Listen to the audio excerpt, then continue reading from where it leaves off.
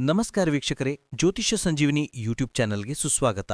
ಮಾಸ ಮಾರ್ಗಶೀರ್ಷ ಅಂದರೆ ಎಲ್ಲ ಮಾಸಗಳಲ್ಲಿಯೂ ನಾನು ಮಾರ್ಗಶಿರ ಮಾಸ ಎಂದು ಪ್ರಭು ಶ್ರೀಕೃಷ್ಣ ಪರಮಾತ್ಮರೇ ತಿಳಿಸಿರುವಂತೆ ಪ್ರಸ್ತುತ ನಡೆಯುತ್ತಿರುವಂತಹ ಮಾರ್ಗಶಿರ ಮಾಸಗಳಲ್ಲಿಯೇ ಅತಿ ಶ್ರೇಷ್ಠವಾದದ್ದು. ಅಪೂರ್ವ ಜ್ಞಾನನಿಧಿಯಾದ ಭಗವದ್ಗೀತೆ ಹುಟ್ಟಿದ್ದು ಹಾಗೂ ಒಂದೇ ದೇಹ ಮೂರು ತಲೆ ಆರು ಕೈಗಳ ತ್ರಿಮೂರ್ತಿ ಸ್ವರೂಪರಾದ ಗುರುಗಳಲ್ಲಿಯೇ ಶ್ರೇಷ್ಠ ಗುರುಗಳೆನಿಸಿದ ಗುರು ದತ್ತಾತ್ರೇಯರು ಜನಿಸಿದ್ದು ಇದೇ ಮಾರ್ಗಶಿರ ಮಾಸದಲ್ಲಿ. ಗುರು ದತ್ತಾತ್ರೇಯರ ಜನ್ಮದಿನವನ್ನು ಪ್ರತಿ ವರ್ಷ ಮಾರ್ಗಶಿರ ಮಾಸದ ಹುಣ್ಣಿಮೆಯೆಂದು ಆಚರಣೆ ಮಾಡಲಾಗುತ್ತದೆ. ಇದೇ ದಿನವನ್ನು ದತ್ತಾತ್ರೇಯ ಜಯಂತಿ ಅಥವಾ ದತ್ತ ಜಯಂತಿ ಎಂದು ಕರೆಯಲಾಗುತ್ತದೆ. ಈ ವರ್ಷದ ದತ್ತಾತ್ರೇಯ ಜಯಂತಿ ಡಿಸೆಂಬರ್ 4ನೇ ತಾರೀಕು ಗುರುವಾರದಂದೇ ಬಂದಿರುವುದು ಮತ್ತೊಂದು ವಿಶೇಷದ ಸಂಗತಿ. ನಮ್ಮ ಸನಾತನ ಹಿಂದೂ ಧರ್ಮದಲ್ಲಿ ಬ್ರಹ್ಮ, ವಿಷ್ಣು ಮತ್ತು ಮಹೇಶ್ವರರೆಂಬ ತ್ರಿಮೂರ್ತಿಗಳು ಸೃಷ್ಟಿ, ಸ್ಥಿತಿ ಮತ್ತು ಲಯಕರ್ತರಾಗಿದ್ದು ಬಹಳ ಶಕ್ತಿಶಾಲಿಯಾದ ದೇವರುಗಳಾಗಿದ್ದಾರೆ. ಗುರು ದತ್ತಾತ್ರೇಯರು ಈ ಶಕ್ತಿಯುತ ತ್ರಿಮೂರ್ತಿಗಳ ಸಂಯೋಜಿತ ರೂಪ. ಇವರು ದೇವರು ಹೌದು, ಗುರುಗಳೂ ಹೌದು. ಹಾಗಾಗಿಯೇ ಗುರು ದತ್ತಾತ್ರೇಯರ ಜಯಂತಿಯನ್ನು ಆಚರಿಸಿದರೆ ತ್ರಿಮೂರ್ತಿಗಳನ್ನು ಪೂಜಿಸಿದ ಫಲ ನಮ್ಮದಾಗುತ್ತದೆ. ಆತ್ಮೀಯರೇ, ದತ್ತ ಜಯಂತಿಯೆಂದು ಈ ಭೂವಸುಂದರಿಯ ಮೇಲೆ ದತ್ತತತ್ವವು ಬೇರೆ ದಿನಗಳಿಗಿಂತಲೂ 1000 ಪಟ್ಟು ಹೆಚ್ಚು ಕಾರ್ಯನಿರತವಾಗಿರುತ್ತದೆ. ಹಾಗಾಗಿಯೇ ಈ ದಿನ ದತ್ತಾರಾಧನೆ ಮಾಡುವುದರಿಂದ ಪಿತೃದೋಷ, ಮನೋರೋಗಗಳು, ವಿವಾಹ ಸಂಬಂಧಿ ಸಮಸ್ಯೆಗಳು, ಸಂತಾನಹೀನತೆ ಮುಂತಾದ ಸಮಸ್ಯೆಗಳೆಲ್ಲವೂ ಶೀಘ್ರವೇ ಪರಿಹಾರಗೊಳ್ಳುತ್ತವೆ. ನಮ್ಮ ಈ ಪ್ರಸ್ತುತ ಸಂಚಿಕೆಯಲ್ಲಿ ಗುರು ದತ್ತಾತ್ರೇಯರ ಜನನವಾದದ್ದು ಹೇಗೆ, ದತ್ತ ಜಯಂತಿಯನ್ನು ಹೇಗೆ ಆಚರಣೆ ಮಾಡಬೇಕು ಎಂಬಿತ್ಯಾದಿ ಕುತೂಹಲಭರಿತ ಪ್ರಶ್ನೆಗಳಿಗೆಲ್ಲ ಮಾಹಿತಿಗಳನ್ನು ಒಂದೊಂದಾಗಿ ತಿಳಿದುಕೊಡುತ್ತಾ ಹೋಗೋಣ. ಗುರು ದತ್ತಾತ್ರೇಯರ ಜನನದ ಕಥೆ. ಪ್ರಸ್ತುತ ನಡೆಯುತ್ತಿರುವ ವೈವಸ್ವತ ಮನ್ವಂತರದ ಸಪ್ತಋಷಿಗಳಾದ ಅತ್ರಿ, ವಸಿಷ್ಠ, ಕಶ್ಯಪ, ಗೌತಮ, ಭಾರದ್ವಜ, ವಿಶ್ವಾಮಿತ್ರ ಮತ್ತು ಜಮದಗ್ನಿಯರ ಪೈಕಿ ಅತ್ರಿ ಮಹರ್ಷಿಗಳು ಮತ್ತು ಅವರ ಪತ್ನಿಯಾದ ಅನಸೂಯ ದೇವಿಯ ಪುತ್ರರೇ ಗುರು ದತ್ತಾತ್ರೇಯರು. ದತ್ತ ಹಾಗೂ ಆತ್ರೇಯ ಎಂಬ 2 ಪದಗಳು ಸೇರಿ ದತ್ತಾತ್ರೇಯ ಎಂಬ ಹೆಸರು ಬಂದಿದೆ. ದತ್ತ ಎಂಬ ಶಬ್ದದ ಅರ್ಥ ಕೊಟ್ಟದ್ದು. ಋಷಿ ದಂಪತಿಗಳಾದ ಅತ್ರಿ ಮಹರ್ಷಿಗಳು ಮತ್ತು ಅನಸೂಯರಿಗೆ ಪುತ್ರರ ರೂಪದಲ್ಲಿ ತ್ರಿಮೂರ್ತಿಗಳು ತಮ್ಮನ್ನು ತಾವೇ ಅರ್ಪಿಸಿಕೊಂಡಿದ್ದರಿಂದ ಅವರನ್ನು ದತ್ತರೆಂದು ಕರೆಯಲಾಗುತ್ತದೆ. ಅತ್ರಿ ಮಹರ್ಷಿಗಳ ಪುತ್ರರಾದ್ದರಿಂದಲೇ ಆತ್ರೇಯ ಎಂಬ ಹೆಸರು. ಹಾಗಾಗಿಯೇ ಇವರಿಗೆ ದತ್ತಾತ್ರೇಯ ಎಂಬ ಹೆಸರು ಬಂದಿದೆ. ಬ್ರಹ್ಮ, ವಿಷ್ಣು ಮತ್ತು ಮಹೇಶ್ವರರು ಗುರು ದತ್ತಾತ್ರೇಯರಲ್ಲಿ ಸಮಾಗಮವಾಗುವುದರ ಹಿಂದೆ ಒಂದು ರೋಚಕವಾದ ಪೌರಾಣಿಕ ಕಥೆ ಇದೆ. ಅತ್ರಿ ಮಹರ್ಷಿಗಳ ಧರ್ಮಪತ್ನಿಯಾದ ಅನಸೂಯ ದೇವಿ ಸದ್ಗುಣ ಸಂಪನ್ನೆ ಹಾಗೂ ಮಹಾನ್ ಪತಿವ್ರತೆ.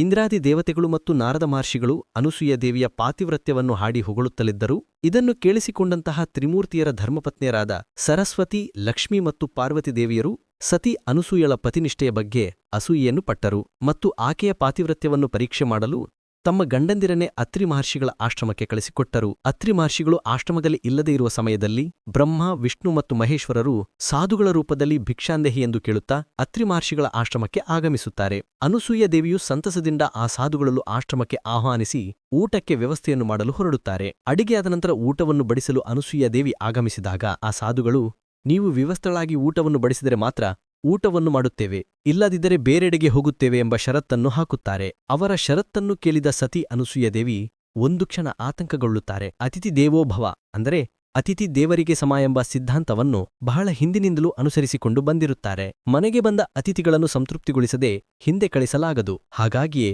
ಅನಸೂಯ ದೇವಿ ತಮ್ಮ ಪತಿಯ ಕಮಂಡಲವನ್ನು ತೆಗೆದುಕೊಂಡು ಪತಿಯನ್ನು ನೆನೆದು ಆ ಕಮಂಡಲದಲ್ಲಿದ್ದಂತಹ ನೀರನ್ನು ಸಾಧುಗಳ ರೂಪದಲ್ಲಿದ್ದ ತ್ರಿಮೂರ್ತಿಗಳ ಮೇಲೆ ಪ್ರೋಕ್ಷಿಸುತ್ತಾಳೆ. ಆ ಸಾಧುಗಳ ರೂಪದಲ್ಲಿದ್ದ ತ್ರಿಮೂರ್ತಿಗಳು ಕ್ಷಣ ಮಾತ್ರದಲ್ಲಿ ಸಣ್ಣ ಶಿಶುಗಳಾಗಿ ಬದಲಾಗುತ್ತಾರೆ. ಈ ಮಕ್ಕಳಿಗೆ ಅನಸೂಯ ದೇವಿ ಆಹಾರವನ್ನು ನೀಡಿ ಸಂತೃಪ್ತಿಪಡಿಸುತ್ತಾರೆ. ಆ ಸಮಯಕ್ಕೆ ಆಶ್ರಮಕ್ಕೆ ಮರಳಿ ಬಂದ ಅತ್ರಿ ಮಹರ್ಷಿಗಳಿಗೆ ಅನಸೂಯ ದೇವಿ ನಡೆದಿದ್ದೆಲ್ಲವನ್ನು ವಿವರಿಸುತ್ತಾರೆ. ಆಗ ಅತ್ರಿ ಮಹರ್ಷಿಗಳು ತಮ್ಮ ಶಕ್ತಿಯ ಮೂಲಕ ಆ ಶಿಶುಗಳು ತ್ರಿಮೂರ್ತಿಗಳೇ ಎಂದು ತಿಳಿದು ಅವರಿಗೆ ನಮಸ್ಕರಿಸುತ್ತಾರೆ. ಸಮಯ ಬೀರಿದರೂ ಸಹ ತ್ರಿಮೂರ್ತಿಗಳು ಹಿಂದಿರುಗದ ಕಾರಣ ಅವರ ಧರ್ಮಪತ್ನಿಯರು ಆತಂಕಗೊಂಡು ಅವರನ್ನು ಹುಡುಕುತ್ತಾ ಸತಿ ಅನಸೂಯರ ಬಳಿ ಆಗಮಿಸುತ್ತಾರೆ. ತಮ್ಮ ಗಂಡಂದಿರು ಮಕ್ಕಳಾಗಿ ಬದಲಾಗಿರುವುದನ್ನು ಕಂಡು ತಮ್ಮ ತಪ್ಪಿನ ಅರಿವಾಗಿ ಅನಸೂಯ ದೇವಿಯಲ್ಲಿ ಕ್ಷಮೆಯನ್ನು ಯಾಚಿಸಿ ತಮ್ಮ ಪತಿಯಂದರನ್ನು ಮರಳಿ ಸಹಜ ರೂಪಕ್ಕೆ ಮರಳಿಸಬೇಕೆಂದು ಸರಸ್ವತಿ, ಲಕ್ಷ್ಮಿ ಮತ್ತು ಪಾರ್ವತಿ ದೇವಿಯರು ಕೋರಿಕೊಳ್ಳುತ್ತಾರೆ. ಸರಸ್ವತಿ, ಲಕ್ಷ್ಮಿ ಮತ್ತು ಪಾರ್ವತಿಯರ ಕೋರಿಕೆಗೆ ಮನಿಸಿದಂತಹ ಅನಸೂಯ ದೇವಿ ಮತ್ತೆ ತ್ರಿಮೂರ್ತಿಗಳಿಗೆ ನಿಜ ಸ್ವರೂಪವನ್ನು ಕರುಣಿಸುತ್ತಾರೆ. ಆಕೆಯ ಪಾತಿವ್ರತ್ಯಕ್ಕೆ ಮೆಚ್ಚಿದಂತಹ ತ್ರಿಮೂರ್ತಿಗಳು ಬೇಕಾದ ವರವನ್ನು ಕೇಳುವಂತೆ ತಿಳಿಸುತ್ತಾರೆ. ಆಗ ಸತಿ ಅನಸೂಯ ದೇವಿಯು ತ್ರಿಮೂರ್ತಿಗಳೇ ತಮಗೆ ಮಗುವಾಗಿ ಜನಿಸಬೇಕೆಂದು ಕೇಳಿಕೊಳ್ಳುತ್ತಾಳೆ. ಇದಕ್ಕೆ ಒಪ್ಪಿದಂತಹ ತ್ರಿಮೂರ್ತಿಗಳು ಮಾತೃಸ್ವರೂಪಿಯಾದ ಅನಸೂಯ ದೇವಿಯ ಹೊಟ್ಟೆಯಲ್ಲಿ ದತ್ತಾತ್ರೇಯರಾಗಿ ಜನಿಸುತ್ತಾರೆ. ತ್ರಿಮೂರ್ತಿಗಳ ಸಮಾಗಮದ ಅಂಶವಾದಂತಹ ಗುರು ದತ್ತಾತ್ರೇಯರ ಅವತಾರ ಈ ಭೂಮಿಯ ಮೇಲೆ ಆದದ್ದು ಮಾರ್ಗಶಿರ ಮಾಸದ ಪೂರ್ಣಿಮೆಯ ದಿನದಂದು. ಆ ದಿನವನ್ನು ದತ್ತ ಜಯಂತಿಯೆಂದು ಬಹಳ ಶ್ರದ್ಧಾಭಕ್ತಿಯಿಂದ ಆಚರಣೆ ಮಾಡಲಾಗುತ್ತದೆ. ಗುರು ದತ್ತಾತ್ರೇಯರು ಗುರುಗಳಿಗೆ ಗುರುವಾದ ಮಹಾಗುರುಗಳು. ಅಷ್ಟೇ ಅಲ್ಲದೆ ದೇವತೆಗಳ ಸಾಲಿನಲ್ಲೂ ಸಹ ವಿಶೇಷವಾದ ದೇವರು ಎನಿಸಿಕೊಳ್ಳುತ್ತಾರೆ. ಗುರು ದತ್ತಾತ್ರೇಯರು ದೇವರು ಮತ್ತು ಗುರು 2 ಸ್ವರೂಪಗಳನ್ನು ಒಳಗೊಂಡಿರುವುದರಿಂದ ಅವರನ್ನು ಪ್ರಬ್ರಹ್ಮಮೂರ್ತಿ, ಸದ್ಗುರು ಮತ್ತು ಶ್ರೀ ಗುರುದೇವದತ್ತ ಎಂದು ಕರೆಯಲಾಗುತ್ತದೆ. ಗುರು ದತ್ತಾತ್ರೇಯರು ಗುರು ಪರಂಪರೆಯಲ್ಲಿ ಆದಿಗುರುಗಳು. ಶ್ರೀಪಾದ ಶ್ರೀ ವಲ್ಲಭರು, ಶ್ರೀ ನರಸಿಂಹ ಸರಸ್ವತಿಯವರು ಇವರೆಲ್ಲರೂ ಗುರು ದತ್ತಾತ್ರೇಯರ ಅವತಾರಗಳೆನಿಸಿಕೊಳ್ಳುತ್ತಾರೆ. ಗುಜರಾತ್ ರಾಜ್ಯದ ಗಿರ್ನಾರ್, ಮಹಾರಾಷ್ಟ್ರದ ಔದುಂಬರ ಕ್ಷೇತ್ರ, ಮಾಹೂರ್ ಕಾರಂಜ ಕ್ಷೇತ್ರ, ನರಸೋಭಾವಾಡಿ, ಆಂಧ್ರಪ್ರದೇಶದ ಪೀಠಾಪುರಂ, ಕರ್ನಾಟಕದ ಕಲಬುರ್ಗಿಯ ಸಮೀಪದ ಗಾಣಗಾಪುರ, ರಾಯಚೂರು ಸಮೀಪದ ಕುರುವಾಪುರಗಳು ಗುರು ದತ್ತಾತ್ರೇಯರಿಗೆ ಸಂಬಂಧಪಟ್ಟಿರುವ ಪ್ರಮುಖ ತೀರ್ಥಕ್ಷೇತ್ರಗಳಾಗಿವೆ. ಗುರು ದತ್ತಾತ್ರೇಯರ ಸ್ವರೂಪ: ದತ್ತಾತ್ರೇಯರು ದಿಗಂಬರರು, ಅಂದರೆ ದಿಕ್ಕುಗಳನ್ನೇ ಬಟ್ಟೆಯಾಗಿ ಉಳ್ಳವರು. ಅಂದರೆ ಯಾರು ಎಲ್ಲಾ ದಿಕ್ಕುಗಳನ್ನು ವ್ಯಾಪಿಸಿಕೊಂಡಿರುವರು ಅವರೇ ದಿಗಂಬರರು. ದತ್ತಾತ್ರೇಯರು ಅವಧೂತರು, ಅಂದರೆ ಯಾವುದರ ಬಗ್ಗೆಯೂ ಮೋಹವನ್ನಾಗಲಿ ಅಹಂಕಾರವನ್ನಾಗಲಿ ಇಟ್ಟುಕೊಳ್ಳದೆ ಎಲ್ಲ ರಾಗದ್ವೇಷಗಳಿಂದಲೂ ದೂರವಾಗಿರುವಂತಹ ಜ್ಞಾನಿ. ದತ್ತಾತ್ರೇಯರು 3 ಮುಖಗಳು ಹಾಗೂ 6 ಕೈಗಳನ್ನು ಹೊಂದಿರುತ್ತಾರೆ. ಗುರು ದತ್ತಾತ್ರೇಯರ 3 ಮುಖಗಳು ಅವರು ತ್ರಿಮೂರ್ತಿಗಳ ಅಂಶವೆಂಬುದನ್ನು ಸೂಚಿಸುತ್ತವೆ. ಅವರು 2 ಕೈಗಳಲ್ಲಿ ಕಮಂಡಲ ಮತ್ತು ಜಪಮಾಲೆಯನ್ನು ಹಿಡಿದಿರುತ್ತಾರೆ, ಇದು ಬ್ರಹ್ಮದೇವರ ಪ್ರತಿರೂಪವಾಗಿರುತ್ತದೆ. 2 ಕೈಗಳಲ್ಲಿ ಶಂಖ ಮತ್ತು ಚಕ್ರಗಳನ್ನು ಹಿಡಿದಿರುತ್ತಾರೆ, ಇದು ಮಹಾವಿಷ್ಣು ದೇವರನ್ನು ಪ್ರತಿನಿಧಿಸುತ್ತದೆ. ಮತ್ತೆರಡು ಕೈಗಳಲ್ಲಿ ಶಂಕರರ ಪ್ರತಿರೂಪವಾದ ತ್ರಿಶೂಲ ಮತ್ತು ಡಮರುಗವನ್ನು ಧರಿಸಿರುತ್ತಾರೆ. ಗುರು ದತ್ತಾತ್ರೇಯರ ಹಿಂದೆ ಇರುವಂತಹ ಗೋವು ಕಾಮಧೇನುವಿನ ಪ್ರತಿರೂಪ.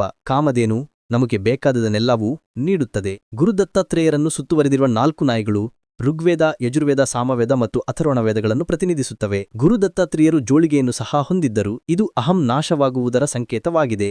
ಜೋಳಿಗೆಯನ್ನು ಹಿಡಿದುಕೊಂಡು ಮನೆಮನೆಗೂ ಅಲೆದಾಡಿ ಭಿಕ್ಷೆ ಬಿಡುವುದರಿಂದ ಅಹಂ ನಾಶವಾಗುತ್ತದೆ. ದತ್ತಾತ್ರೇಯರ ಜಯಂತಿಯನ್ನು ಹೇಗೆ ಆಚರಿಸಬೇಕು? ದತ್ತ ಜಯಂತಿಯಂದು ಮುಂಜಾನೆ ಬ್ರಾಹ್ಮಿ ಮುಹೂರ್ತದಲ್ಲಿಯೇ ಎದ್ದು ಸ್ನಾನವನ್ನು ಮಾಡಿ ಶುಚಿರ್ಭೂತರಾಗಿ ದಿನಪೂರ್ತಿ ಉಪವಾಸ ಮಾಡುವುದಾಗಿ ಸಂಕಲ್ಪ ಮಾಡಬೇಕು. ದೇವರ ಕೊಡೆಯಲ್ಲಿ ದತ್ತಾತ್ರೇಯರ ಭಾವಚಿತ್ರವನ್ನು ಅಥವಾ ಮೂರ್ತಿಯನ್ನು ಸ್ಥಾಪನೆ ಮಾಡಿ ಹಳದಿ ಬಣ್ಣದ ಹೂಗಳನ್ನು ಅರ್ಪಣೆ ಮಾಡಿ ಧೂಪ, ದೀಪ ಮತ್ತು ನೈವೇದ್ಯಗಳನ್ನು ಅರ್ಪಿಸಿ ಪೂಜಿಸಬೇಕು. ಅಷ್ಟೇ ಅಲ್ಲದೆ ದತ್ತಾತ್ರೇಯರ ಅವತಾರದ ಬಗ್ಗೆ ತಿಳಿಸಿಕೊಡುವ ಗುರುಚರಿತ್ರೆಯನ್ನು ಪಠಣ ಮಾಡಬೇಕು. ಹಲವೆಡೆಗಳಲ್ಲಿ ಗುರು ದತ್ತಾತ್ರೇಯರ ಜಯಂತಿಯ 1 ವಾರದ ಮುನ್ನವೇ ಗುರುಚರಿತ್ರೆಯ ಪಠಣವನ್ನು ಪ್ರಾರಂಭಿಸಿ ದತ್ತ ಜಯಂತಿಯೆಂದು ಸಮಾಪ್ತಿಗೊಳಿಸಲಾಗುತ್ತದೆ. ಔದುಂಬರ ವೃಕ್ಷ ಗುರುದತ್ತರ ಸ್ವರೂಪ. ಈ ವೃಕ್ಷದಲ್ಲಿ ದತ್ತತತ್ವವು ಹೆಚ್ಚಾಗಿರುತ್ತದೆ. ಹಾಗಾಗಿಯೇ ದತ್ತ ಜಯಂತಿಯ ದಿನ ಔದುಂಬರ ವೃಕ್ಷಕ್ಕೆ ಪ್ರದಕ್ಷಿಣೆಯನ್ನು ಮಾಡಿ ಪೂಜೆಯನ್ನು ಸಲ್ಲಿಸುವುದು ಬಹಳ ಶುಭಪ್ರದ. ಯಾವುದಾದರೂ ಕಾರಣಕ್ಕೆ ದತ್ತ ಜಯಂತಿಯ ದಿನದಂದು ಗುರು ದತ್ತಾತ್ರೇಯರಿಗೆ ಷೋಡಶೋಪಚಾರದಿಂದ ಪೂಜೆಯನ್ನು ಮಾಡಲು ಸಾಧ್ಯವಾಗದಿದ್ದಲ್ಲಿ ಶ್ರೀ ಗುರು ದತ್ತಾತ್ರೇಯ ನಮಃ ಅಥವಾ ಓಂ ಶ್ರೀ ಗುರುದೇವದತ್ತ ಎಂಬ ಮಂತ್ರಗಳನ್ನು ಪಠಿಸುವುದರಿಂದಲೂ ದತ್ತ ಜಯಂತಿ ಆಚರಣೆಯ ಸಂಪೂರ್ಣ ಫಲವನ್ನು ಪಡೆದುಕೊಳ್ಳಬಹುದು. ದತ್ತಾರಾಧನೆಯ ಫಲಗಳು: ಬ್ರಹ್ಮ, ವಿಷ್ಣು ಮತ್ತು ಮಹೇಶ್ವರರು ಸೇರಿದಂತೆ 3 ತ್ರಿಮೂರ್ತಿಗಳ ಶಕ್ತಿ ಗುರು ದತ್ತಾತ್ರೇಯರಲ್ಲಿ ಸಮ್ಮಿಳಿತವಾಗಿರುತ್ತದೆ. ಹಾಗಾಗಿಯೇ ದತ್ತ ಜಯಂತಿಯ ದಿನದಂದು ಗುರು ದತ್ತಾತ್ರೇಯರ ಆರಾಧನೆಯನ್ನು ಮಾಡುವುದರಿಂದ ಸಕಲ ಪಾಪಗಳೆಲ್ಲ ನಿವಾರಣೆಯಾಗಿ ನಮ್ಮ ಮನೋಕಾಮನೆಗಳು ಶೀಘ್ರವೇ ಈಡೇರುತ್ತವೆ. ಅಲ್ಲದೆ ನಿತ್ಯ ಶ್ರೀ ಗುರುಚರಿತ್ರೆಯನ್ನು ಪಠಣ ಮಾಡುವುದರಿಂದ ಸಕಲ ಸುಖ ಸಂಪತ್ತುಗಳು ದೊರೆಯುತ್ತವೆ. ಪ್ರತಿ ಗುರುವಾರ ಹಾಗೂ ಪ್ರತಿ ಹುಣ್ಣಿಮೆಯ ದಿನಗಳಲ್ಲಿ ದತ್ತಾತ್ರೇಯರ ಮಂತ್ರಗಳನ್ನು ಪಠಣ ಮಾಡುವುದರಿಂದ ವಿದ್ಯಾರ್ಜನೆಯಲ್ಲಿ ಸಫಲತೆ ದೊರೆಯುತ್ತದೆ. ಶತ್ರುಬಾಧೆ ಏನಾದರೂ ಇದ್ದಲ್ಲಿ ಶೀಘ್ರವೇ ನಿವಾರಣೆಯಾಗುತ್ತದೆ. ಗುರು ದತ್ತಾತ್ರೇಯರ ಪೂಜೆಯನ್ನು ಮಾಡುವುದರಿಂದ ಅತೃಪ್ತ ಪೂರ್ವಜರ ಆತ್ಮಗಳಿಂದ ಯಾವುದೇ ರೀತಿಯ ತೊಂದರೆ ತೊಡಕುಗಳು ಇದ್ದಲ್ಲಿ ಓಂ ಶ್ರೀ ಗುರು ದತ್ತಾತ್ರೇಯ ನಮಃ ಎಂದು ಕಮೆಂಟ್ ಮಾಡಿ ಎಲ್ಲವೂ ಸಹ ನಿವಾರಣೆಯಾಗುತ್ತವೆ. ಭಯ ಮತ್ತು ಉದ್ವೇಗದಂತಹ ಸಮಸ್ಯೆಗಳು ಸಹ ಗುರು ದತ್ತಾತ್ರೇಯರ ಪೂಜೆಯಿಂದ ನಿವಾರಣೆಯಾಗುತ್ತವೆ. ಗ್ರಹದೋಷಗಳಿಂದ ಬರುವ ಸಮಸ್ಯೆಗಳಿಗೆ ದತ್ತಾತ್ರೇಯರ ಪೂಜೆ ಪರಿಹಾರವನ್ನು ನೀಡುತ್ತದೆ. ಆತ್ಮೀಯರೇ, ದತ್ತ ಜಯಂತಿ ಸಮೀಪಿಸುತ್ತಿರುವ ಸುಸಂದರ್ಭದಲ್ಲಿ ಗುರು ದತ್ತಾತ್ರೇಯರ ಕುರಿತಂತೆ ಸಮಗ್ರ ಮಾಹಿತಿಯನ್ನು ತಿಳಿದುಕೊಂಡ ನಮ್ಮೆಲ್ಲರಿಗೂ ಆ ಭಗವಂತನ ಕೃಪಾ ಕಟಾಕ್ಷ ಸದಾಕಾಲ ಇರಲೆಂದು ಕೋರಿಕೊಳ್ಳುತ್ತೇನೆ. ವೀಕ್ಷಕರೇ, ನಿಮಗೆ ಈ ವಿಡಿಯೋ ಇಷ್ಟವಾಗಿದ್ದಲ್ಲಿ ಲೈಕ್ ಮಾಡಿ, ಶೇರ್ ಮಾಡಿ ಮತ್ತು ಸಬ್ಸ್ಕ್ರೈಬ್ ಮಾಡಿ ಹಾಗೂ ಬೆಲ್ ಬಟನ್ ಒತ್ತುವುದನ್ನು ಮರೆಯಬೇಡಿ.